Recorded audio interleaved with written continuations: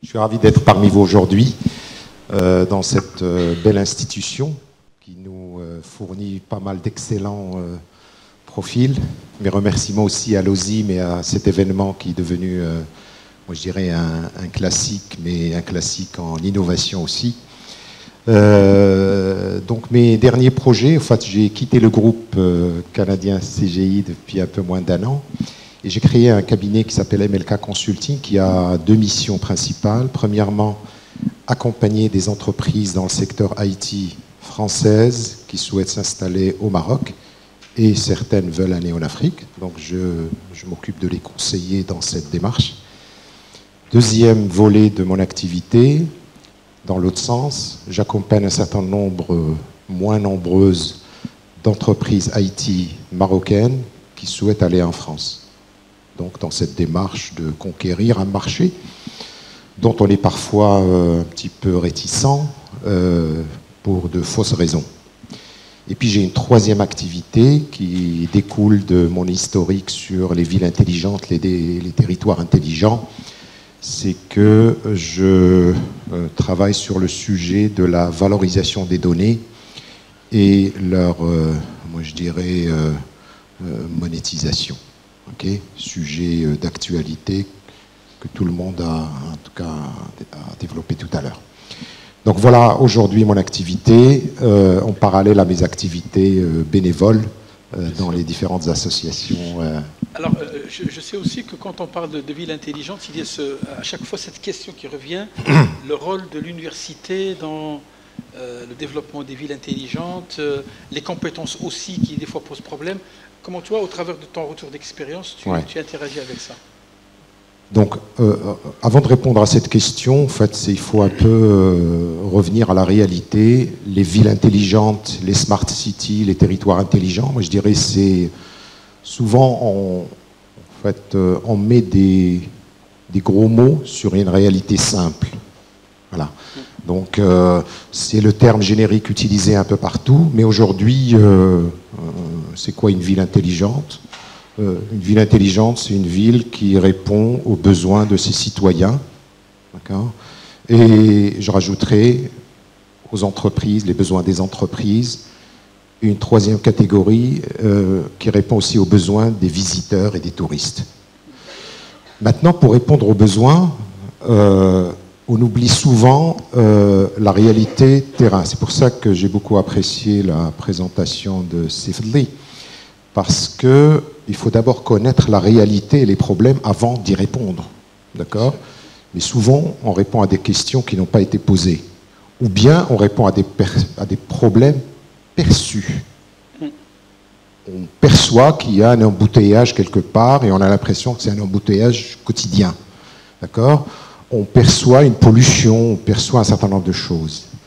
Et donc la première phase de cette ville intelligente, c'est d'abord connaître la réalité terrain de la ville, ce que vivent les citoyens, ce que vivent les entreprises au quotidien et ce qui en remonte comme problème.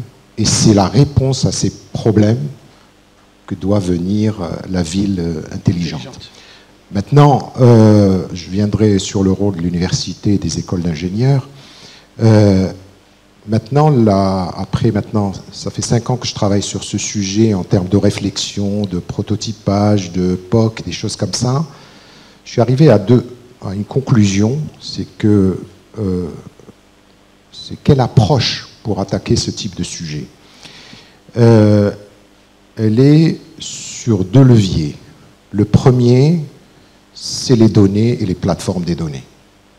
Il est clair qu'aujourd'hui, on ne peut pas, dans une ville ou dans n'importe quelle organisation, négliger le sujet de la donnée et le hub des données qui viennent de différentes sources, qui viennent du citoyen, et le citoyen devient contributeur à l'enrichissement de ces plateformes, qu'elles viennent des entreprises, qu'elles viennent des collectivités locales, du gouvernement. Et donc ça, c'est un sujet extrêmement stratégique. Moi, je ne vois pas de transformation sans cet axe de d'abord récolter les données et puis les utiliser à travers différents outils. d'où vient se greffer le big data, l'intelligence artificielle, le blockchain. Mais le blockchain ou l'intelligence artificielle, s'il n'y a pas de données, elle peut pas. L'open data ne peut pas exister. Un des prérequis, c'est d'abord l'existence de ces données. Et c'est aujourd'hui au Maroc, une des problématiques, c'est l'existence de ces données. Certaines administrations, certaines villes ont commencé des initiatives pour récolter ces données, mais beaucoup sont sur papier, d'où les démarches, moi je dirais, de dématérialisation sont extrêmement stratégiques pour, moi je dirais, les mettre dans ces plateformes qui vont être un levier stratégique de transformation. Des villes comme Casablanca et Fès sont vraiment dans cette dynamique. Okay. Casablanca a déjà créé une entité Data City ou Casa Digital qui aura pour mission, moi je dirais, de centraliser, sans vraiment préjuger, toute la démarche digitale de transformation de la ville et être aussi le réceptacle de ces données, soit citoyennes, soit des collectivités locales. Donc voilà, maintenant, quel est le rôle de l'université? Donc quand on attaque des sujets comme ça, les villes du futur, les smart cities, toutes les benchmarks qu'on a fait, et en tout cas les visites que j'ai fait de villes dites intelligentes, même si, je dirais, il faut vraiment être dans son environnement, en fait, ne pas se comparer, c'est bien, mais revenir à sa réalité.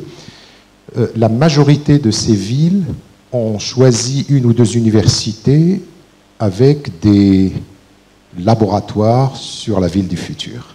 Okay. Que ce soit Barcelone, Stockholm, Paris.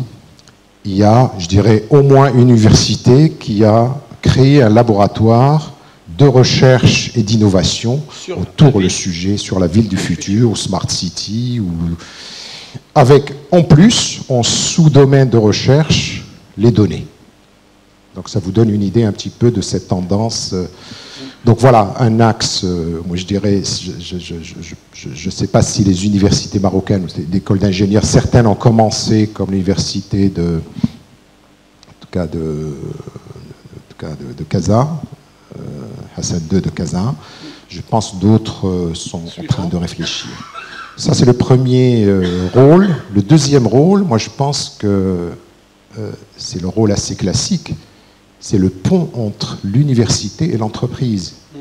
Il est clair qu'au-delà de la recherche et développement, et même dans le sujet de la recherche et développement, il faut ce pont et sortir de la recherche fondamentale qui est nécessaire, mais passer à des sujets plus... que ce soit le monde de l'entreprise, qui soit fournisseur de sujets et donc utiliser le monde académique pour, moi je dirais, réfléchir et travailler sur ces sujets.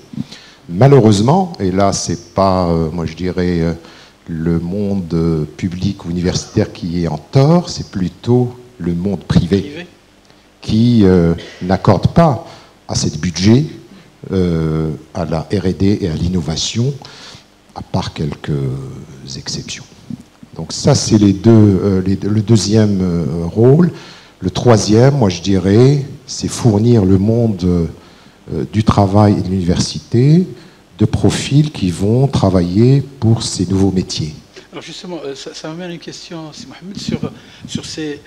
Là, tu nous as planté un peu le décor sur ces villes intelligentes. Bien sûr, il faut être circonscrit par rapport à son environnement. Le rôle que peut et doit jouer l'université aussi, dans un écosystème. Quand on parle de profils qui vont accompagner justement, on parle de quel type de profil? Est-ce qu'ils existent aujourd'hui sur le marché?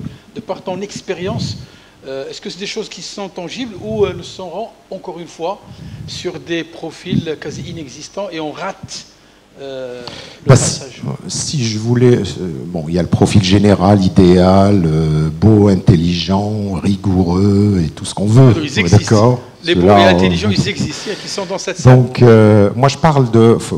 si je veux parler d'un sujet, d'un profil assez concret, c'est en tout cas les profils qui traitent des données. fait, tout ce qui est autour du data scientist.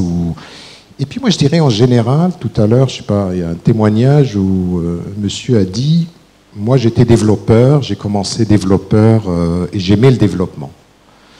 Et moi, je suis convaincu que le développement et les gens qui sont rigoureux au niveau développement, du codage, sont un excellent profil pour faire le reste. Okay. Voilà. Et malheureusement, la culture du développement, rapidement, les profils qui y vont au début, c'est pour rapidement devenir chef de projet, et donc comme si c'était juste un passage obligé, alors d'excellents développeurs peuvent avoir une excellente carrière, même en termes de rémunération. Et voilà, donc deux types de profils qui, pour moi, assez concrets.